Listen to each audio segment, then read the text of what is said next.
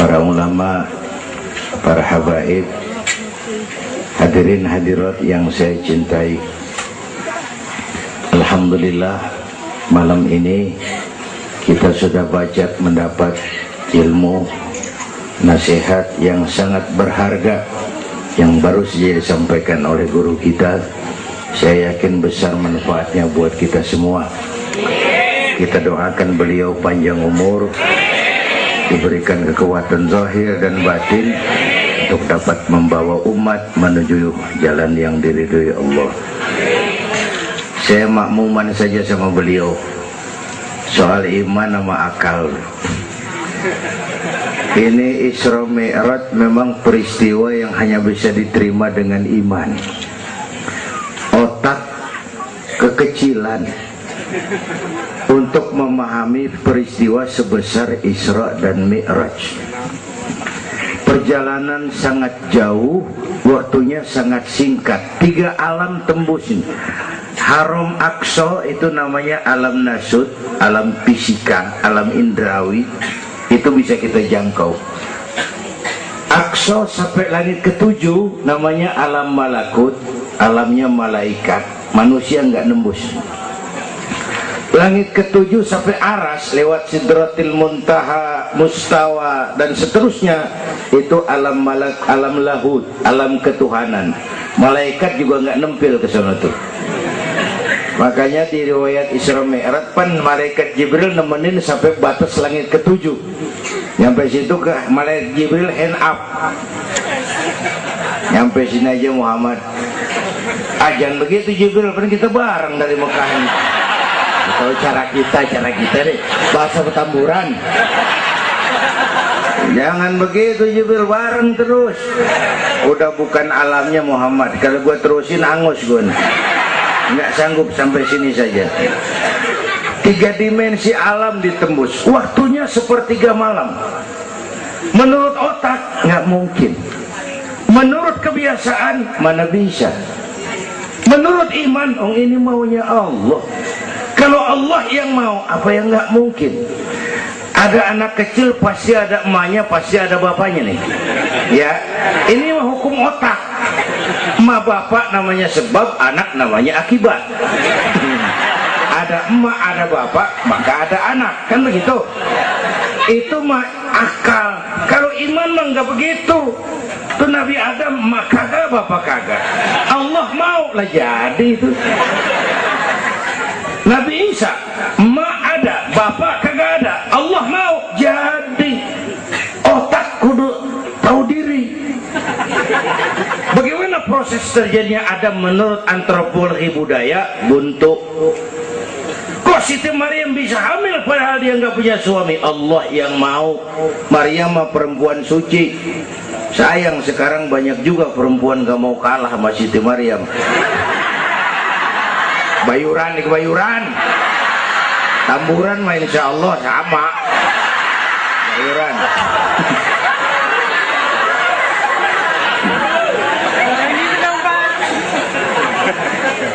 Makanya tahun 80-an saya punya ungkapan, ilmu bikin hidup jadi indah, seni bikin hidup jadi indah, ilmu bikin hidup jadi mudah, iman bikin hidup jadi terarah.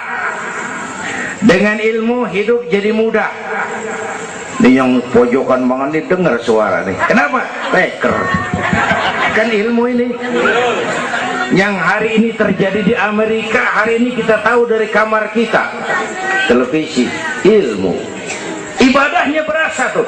Tahun 50-an kita orang Petamburan kalau pergi haji ke Mekah 6 bulan. Tahun 50-an 6 bulan. Orang udah pada lupa aja baru pulang tuh. 6 bulan. Lain yang ada kapal laut 2 minggu tidak di laut. Mekah Madinah ontak. Sekarang orang pergi haji sebulan. Ilmu bikin hidup jadi mudah, seni bikin hidup jadi indah. Baca Quran ibadah, dengan seni tilawah terasa keindahannya. Iman bikin hidup jadi terarah. Benar kata Habib tadi, tanpa dorongan iman ilmu ngawur. Saya kasih gambaran. Ada namanya Dr. Arthur Clarke. Itu orang Palmerah kesonoan lagi tuh.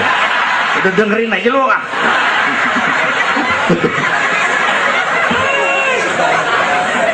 Dia bilang begini, nanti tahun 2010 manusia udah nggak tapi perlu sama guru, sebab tahun itu sudah ditemukan mechanical educator, mesin yang bisa ngajar. Pada tahun itu ustadz bakal pada bangkrut. Tahun 2020 manusia mendekati kecepatan cahaya 18 juta kilometer per menit. Tahun 2030 manusia melakukan antar penerbangan antar planet, interstellar flight. Tahun 2040 manusia bisa terbang dari Mars ke Jupiter dan seterusnya. Puncak kemajuan ilmu tahun 2100 manusia nggak perlu mati. Ditemukan human immortality, kekekalan manusia. Para dokter sudah sedemikian jeniusnya sehingga ditemukan sejenis pil anti malaikal maut. Ya, kira-kira sampai sini kelihatan. Kalla innal insana la yatgha ar-ra'ahus. Manusia sering lupa diri kalau merasa mapan, lupa akan keterbatasan dan kemampuannya. Karena itu sangat penting apa yang disampaikan Habib tadi. Iman dulu, akal baru mikirin. Kalau kita jalan malam lampu mati, bawa baterai kan, baterai dulu nyorot apa kaki dulu ngelangkah? Baterai dulu nyorot baru kaki ngelangkah. Jangan udah ngelangkah baru nyorot, begitu terang udah meledak.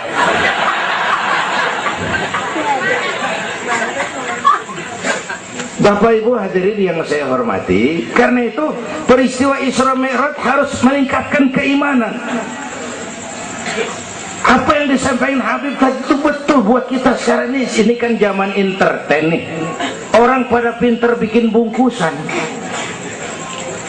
Ini sekarang nih kiai sama dukun tipis bedanya. Bener-bener nih, bener. Saruh, kadang-kadang kita bingung nih yang ngomong kiai sama dukun. Pemburu hantu pada pakai sorban. Ntar kiai gue suruh pakai helm biar. Atribut aja kacau sekarang ini. Malah ini zaman pencitraan, orang pada pinter bikin bungkusan. 3 bulan lalu penyanyi pencipta lagu mati, namanya Aribo. Masih ingat lagunya?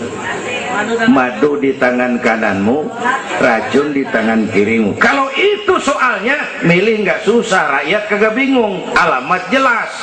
Madu di kanan, racun di kiri. Masa ngambil yang di kiri, goblok amat. Si amat aja nggak goblok. Ini zaman sekarang alamat dibikin remeng, madu di mana, racun di mana nggak jelas. Malah lebih celaka, banyak racun bermerek madu.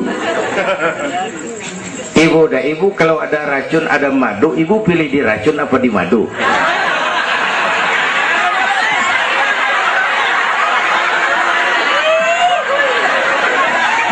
Dua-duanya racun gitu.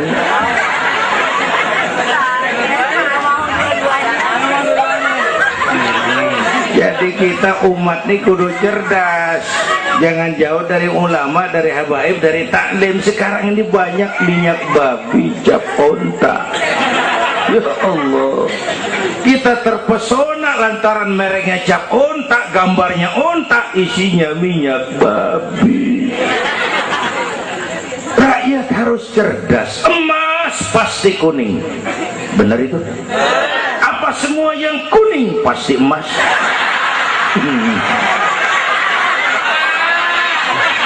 Belum tentu, dikali banyak banget.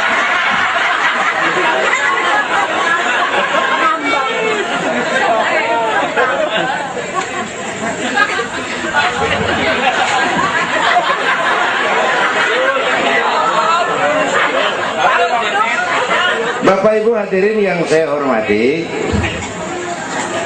apalagi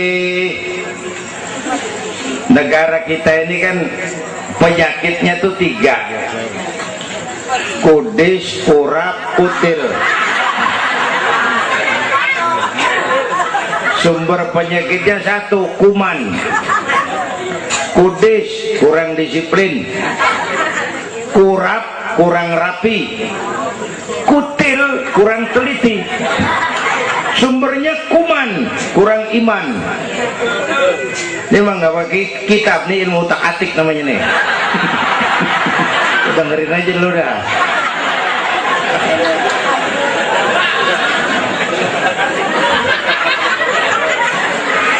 Yang pertama kudis, kurang disiplin. Ini bangsa disiplinnya rendah benar. Padahal Indonesia merdeka ini kan dengan keringat, air mata, darah dan nyawa.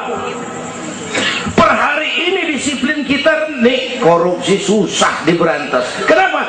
Petinggi kita disiplinnya takut atasan tapi nggak takut Tuhan.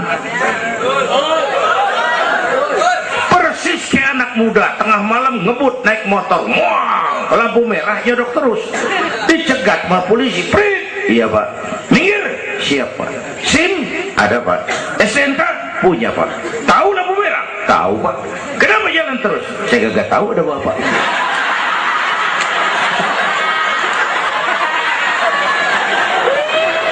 Enteng banget nyautnya kayak orang kagak salah. Tuh disiplin kalau ditongkrongin doang. Semua syariat yang disampaikan Habib tadi muaranya disiplin kok. Syahadat apa? Disiplin akidah. Kalau kita punya disiplin akidah, bodoh ada apa kek? Yang penting disiplin. Saya bersaksi tidak Tuhan selain Allah. Saya bersaksi Nabi Muhammad utusan Allah, Nabi terakhir. Tidak ada Nabi sesudah Nabi Muhammad. Harga mati, titik. Ada yang ngaku jadi Nabi, wajib tidak percaya. Disiplin. Jenggotnya panjang pak, masa bodoh. Mau sorbannya kayak Batman, kagak ada urusan.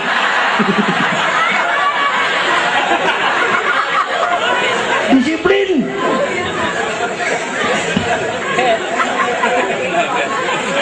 Sholat, disiplin waktu.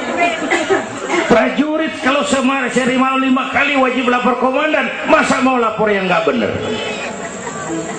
Ramadan sebentar lagi, disiplin makan minum biar halal. Kalau belum waktunya jangan. Masya Allah, disiplin. Itu Ramadan. Tempe halal habis maghrib, tahu halal habis maghrib, bini sendiri halal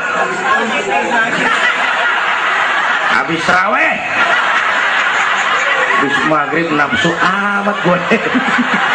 Habis raweh bu, legaan dikit.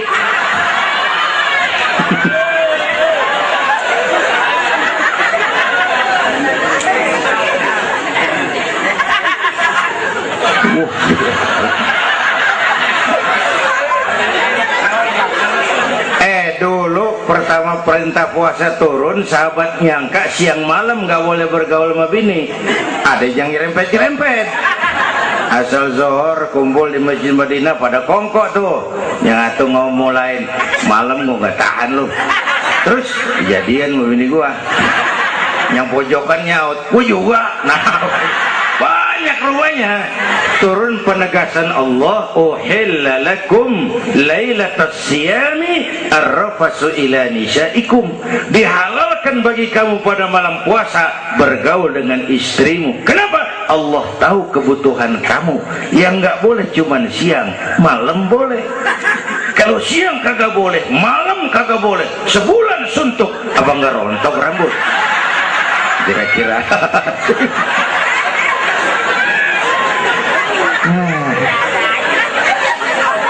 Dari apa nih ya?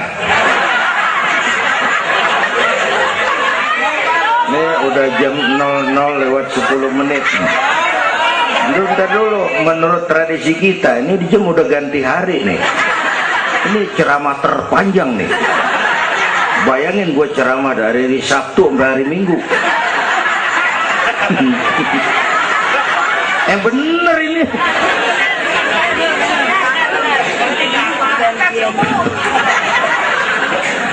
Kudis, orang disiplin. Tapi udah sering jelasin sama kita, ini Indonesia ini aneh bang, pasar bagus apa aja laku. Coba lihat Indonesia, asal ada nabi baru tuh ada aja yang ikut, heran banget ini. Bener, pasar bagus, ada aliran aneh, ada aja yang masuk. Segitunya FPI udah begitu rupa, masih ada aja tuh. Ya, berapa kali kita udah dikibuli, mulai dari Ahmad Musodik, pelatih buat minton jadi nabi. Dapat wahyu di Bogor. Kan biasanya orang mau di Bogor dapat tales, dapat wahyu, gila bener.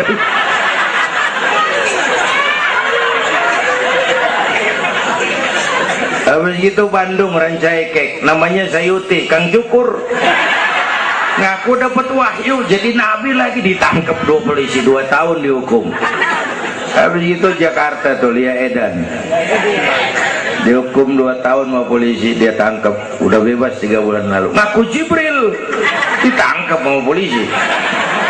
Polisi kita jangan teroris, Jibril ditangkap.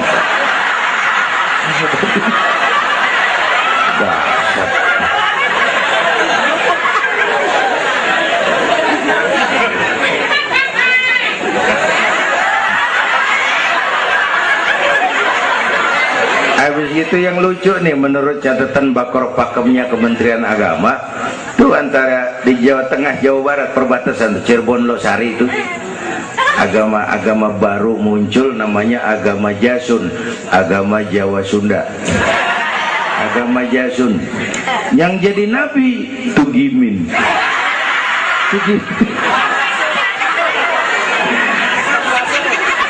Saya bilang ini mah jangan jadi nabi, kayak jadi kiai juga orang tapi serem rumahnya ini. Al Mukarram wal Muhtaram Bapak Kiai Tugimin. Kurang tapi enak rasanya. Yang ribet selawat ya bang, kalau kita kan resep. Ya Habibi ya Muhammad, asyik kita resep dulu. Coba ganti yang tadi, kagak enak banget udah. Ya Habibi ya Tugimin, kagak resep.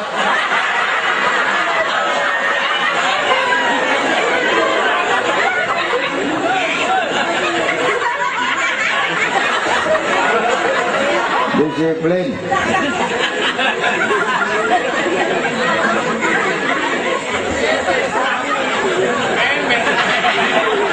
Makanya tempo hari itu di TV One dia bilang gini, hidup mah sebenarnya yang paling tenang tuh hidup model tukang parkir. Coba lihat tukang parkir di pasar, dia mah tuh biar mobil banyak, mereknya bagus-bagus, nggak pernah sombong. Ntar dulu, gua belum rapi ngomong, dengerin dulu. Gua juga tahu mobil orang, nyampur aja gua heran. Tukang parkir biar mobil banyak, mereknya bagus-bagus, nggak pernah sombong. Ntar mobil pergi satu demi satu, habis sama sekali, dia nggak sedih, anteng aja. Bu, nyengir tapi mikir. Saya bukan lagi ngebadut, ini ada muatannya nih ceritanya. Tasawuf. Tukang parkir itu tidak merasa memiliki, tapi merasa dititipi. Nah ini muatannya. Siapa saja yang merasa memiliki pasti takut kehilangan. Tapi kalau merasa dititipin, jabatan, harta, anak, istri, ini sekadar titipan, hidup dong kayak tukang parkir. Pertama, titipan nggak boleh bikin kita jadi sombong. Tibang dititipin sombong, nggak pantes dong. Tibang dititipin sombong, nggak pantes. Pak Zainuddin nitip mobil ya, boleh. Yang punya mobil pergi saya petatang peteteng. Emang mobil lo dititipin doang sombong. Ada orang dititipin jabatan oleh Allah sombong. Ada enggak pejabat sombong? Ada, namanya Fir'aun. Tuh pejabat-pejabat sombong tuh anak buah Fir'aun semua. Dititipin sombong. Ini saya lagi sesak minggu-minggu ini nih. Yang pakai nama Dindin lagi nggak tapi bagus. Nazarudin, Saripudin, saya Zainuddin lagi.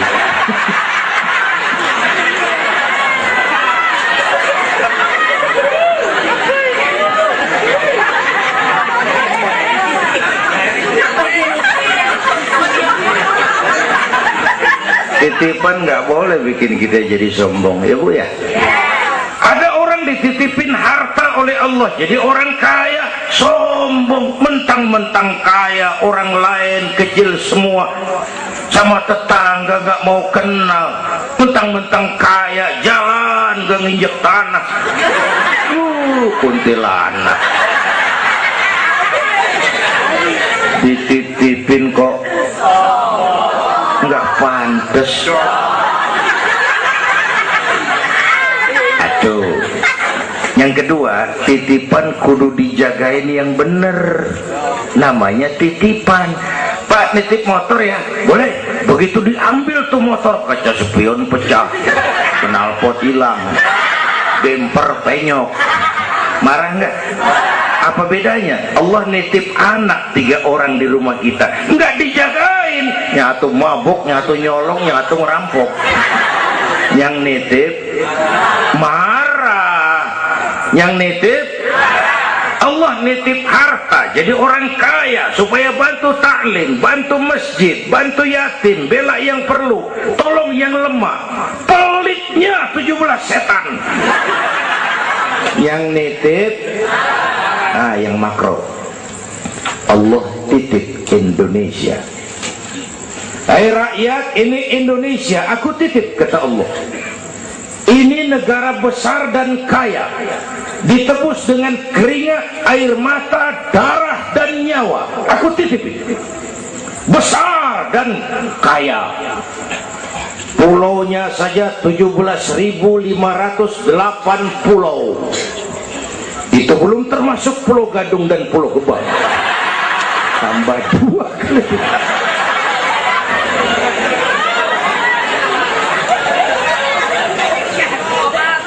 Ini negara besar dan kaya. Buminya subur. Di atas perut buminya segala tanaman hidup. Di bawah perut buminya ada gas, minyak, batu bara, boksit, emas, timah. Ini bumi kaya. Lautnya kaya. Pasir lautnya bisa dijual nimbun Singapura. Ikannya luar biasa. Taiwan, Korea, Jepang langganan nanggokin ikan kita. Jepang kalau nangkep ikan di laut Indonesia nyolong pakai kapal pabrik. Di situ dia tangkap, di situ dia olah, keluar kapal udah dikaleng itu ikan. Pernah teman saya anak Madura nangkep ikan di laut Malaysia, ditangkap sama polisi Malaysia. Kamu nyolong ikan Malaysia ya? Dia bilang, tidak Pak, saya nangkep ikan Sumenep yang lari kemari. Pakai merek rupanya tuh ikan.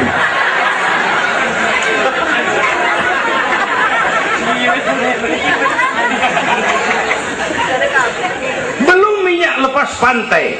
Itu tetangga kita Malaysia kepengen bener nguasai Ambalat. Di bawah laut Ambalat ada cadangan minyak sebar sama dengan minyak yang dimiliki Brunei. Terakhir saya ke Pulau Sebatik, batas persis kita dengan Malaysia. Saya punya teman di Sebatik tuh aneh, rumahnya bagian tengah ke depan masuk wilayah Indonesia, dapur ke belakang Malaysia. Saya bilang, lu ngeribetin orang lu, makan di Indonesia modal Malaysia lagi. Jauh banget jangkauannya. Bumi kaya, laut kaya, hutan kaya. Kekayaan negeri ini dikuasai oleh negara. Itu oke lah. Tapi harus digunakan bagi sebesar-besar kemakmuran anggaran rakyat, ini amanat, disalahgunakan, dikorupsi, dipakai buat kepentingan golongan. Yang nitip marah. Kalau yang nitip marah, dia bisa aja nyuruh makhluknya yang lain negor kita. Siapa? Merapi, Batuk, Bromo muntah, Semeru meriang, Anak Krakatau demam, angin puting beliung, banjir di mana-mana, tanah longsor, hujan es, kebayuran hujan es. Tetangga saya udah pada nyiapin sirup hujan es.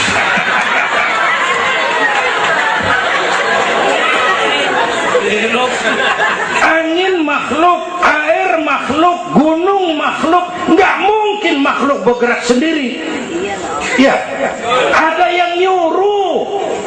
Tuh Merapi tuh demo supaya kita sadar. Kalau kita rakyat demo, Satpol PP turun. Kalau Merapi demo, siapa yang mau turun ngademin? Mbah Marijan tewas. Mbah Marijan udah kumpul sama Mbah Surip. Nah, di alam kubur udah pada rapat, saya denger. Kata Mbah Surip, tenang aja Mbah Marijan, tak gendong gitu. Aman, dia udah beres sudah.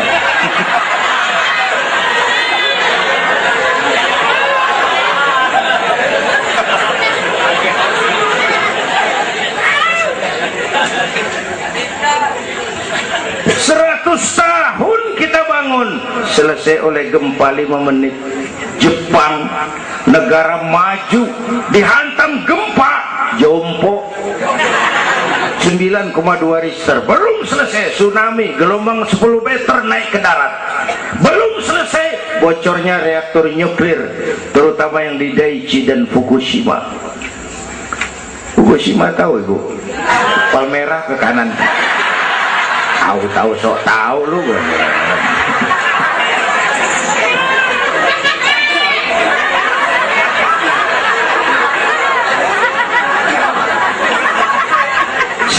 Kita perlu Allah. Kita perlu pantas. Saya mau flashback. Orang yang paling baik hatinya Rasulullah. Orang yang sempurna akhlaknya Rasulullah. Orang yang dosanya sudah dapat jaminan ampun Rasulullah. Tapi Rasulullah kalau sholat malam kakinya bengkak karena rajin sujud. Saya perlu Allah. Saya perlu. Dosa sudah diampuni, hati bersih, akhlak paling baik. Sholat malam kakinya bengkak karena rajin sujud. Saya tahu di Petamburan juga banyak yang kakinya bengkak. Asam urat. Ya masing-masing lah urusan ini.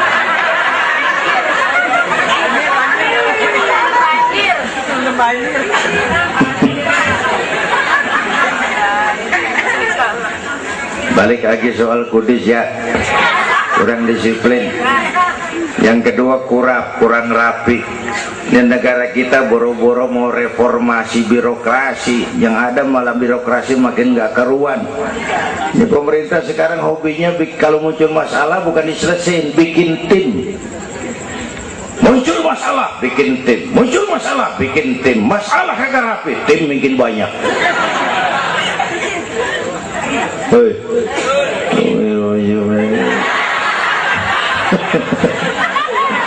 Aduh, untung saya udah nggak ngurusin partai, Pak. Saya udah mundur 3 tahun yang lalu. Dulu saya mimpin partai, ikut pemilu dulu, zaman jahiliyah. Dulu. Lalu sebagai umat kita kadang-kadang kita juga lemah. Kita bisa bangun masjid, menata masjid. Maaf, sering kalah sama gereja. Gereja tetangga saya Melawai itu kegiatannya daily. Rebo kebaktian remaja, Sabtu kebaktian umum ibu-ibu, Minggu pelayanan umum, Senin Selasa ada lagi. Hampir tiap hari kegiatan. Sementara banyak masjid di kampung saya Jumat jam 10 buka, Jumat jam 2 tutup, buka lagi Jumat depan. How to manage? Kita bisa bangun rumah sakit Islam, bersaing kalah sama Omni. Berapa banyak rumah sakit Islam akhirnya jadi rumah Islam sakit.